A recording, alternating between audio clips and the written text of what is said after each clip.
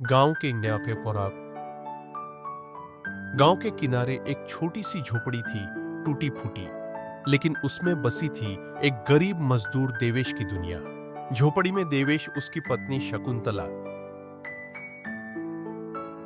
बेटा महेश और छोटी बेटी मेघा रहते थे। ये परिवार बहुत मेहनती था, पर किस्मत ने कभी साथ नहीं दिया। उस रात तेज बारिश और आंधी चल रही थी। हवा ऐसे चीख रही थी मानो पूरा गांव उड़ जाएगा। देवेश चिंता में बोला, अब तो बाहर इतना पानी है, मैं मजदूरी कैसे करने जाऊं? महेश बोला, बाबा आज मत जाइए, मौसम बहुत खराब है। लेकिन तभी छत से पानी टपकने लगा। देवेश चिल्लाया, अरे महेश, तूने तिरपाल पर ईंटें रखी थी या नहीं? महेश शर्मिंदा होकर बोला, नहीं बाबा, मैं भूल गया। अरे बेटा, ये क्या कर दिया तूने? चल अहन में के, अब हमें बारिश में ही छत ठीक करनी होगी, नहीं तो झोपड़ी डूब जाएगी। बाप बेटा भीगते हुए छत पर चढ़े। ठंडी हवाएं चल रही थी। दोनों कांपते हुए तिरपाल को ठीक करने लगे और ईंटों से दबाया। आखिरकार झोपड़ी बच गई, मगर दोनों पूरी तरह भीग गए। घर लौटे तो मेघा ने जल्दी से सूखे कपड़े दिए। पिताजी, ये पहन लीजिए, नहीं तो सर्दी लग जाएगी। उधर शकुंतला बिस्तर पर बीमार पड़ी थी। उन्हें कई महीने से लकवा मार रखा था। उन्होंने धीमे स्वर में कहा, बेटी, कुछ खाने को बनाया? मेघा बोली, मां, बारिश रुकती ही नहीं, बाहर चूल्हा नहीं जल सकता। लेकिन मैं कुछ करती हूं। वह सिर पर कट्टा रखकर बाहर गई, ईंटें और लकड़ी लाई। घर के अंदर ही छोटा सा चूल्हा बनाया। जल्दबाजी में धुआं पूरे कमरे में फैल गया। फिर भी उसने नमक मिर्च वाले चावल बना लिए। सबने वही खाया। रात में शकुंतला के सिर के ऊपर से पानी टपकने लगा। उन्होंने आवाज दी, मेघा, मेघा, पर बारिश के शोर में कोई नहीं सुन सका। रात भर वो भीगती रहीं, ठंड से कांपती रहीं। सुबह बुखार ने उन्हें जकड़ लिया। सुबह अचानक शोर मचा, बाढ़ आ गई।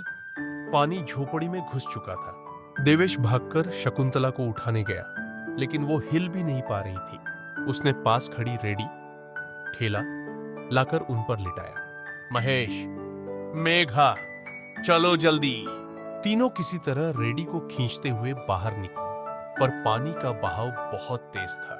रेडी पलट गई। शकुंतला बहने लगी। मां, मेघा चिल्लाई और उनके पीछे दौड़ी, लेकिन लहरें उन्हें दूर ले गईं। तीनों किसी तरह तैरकर बच गए और ऊंचाई पर पहुंच गए, जहां गांव के और लोग भी थे। सब अपने अपने परिजनों को खो चुके थे। मेघा रोती रही, मेरी मां कहां चली गई? सरकारी लोग बचे हुए लोगों की सूची बना रहे थे, पर शकुंतला का कोई पता नहीं चला। दिन बीत गए, बारिश थमी, लेकिन जीवन जैसे रुक गया था। देवेश और महेश जंगल से लकड़ियां लाकर झोपड़ी दोबारा बनाने लगे। बार बार कोशिश की, पानी गिरता रहा, फिर भी उन्होंने हिम्मत नहीं छोड़ी।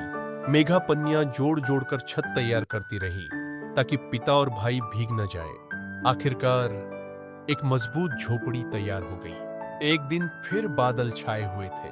मेघा बाहर कुछ ढूंढ रही थी कि तभी किसी ने पुकारा, मेघा, महेश, कहां हो तुम?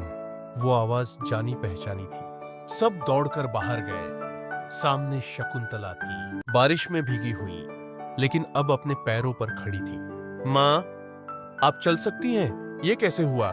शकुंतला ने आंसू पोंछते हुए कहा, बहते हुए मैं बहुत दूर निकल गई थी, बेहोश हो गई थी। जब होश आया तो हाथ पैर अपने आप चलने लगे। भगवान ने मुझे तुम्हारे पास भेज दिया। पूरा परिवार गले लगकर रो पड़ा।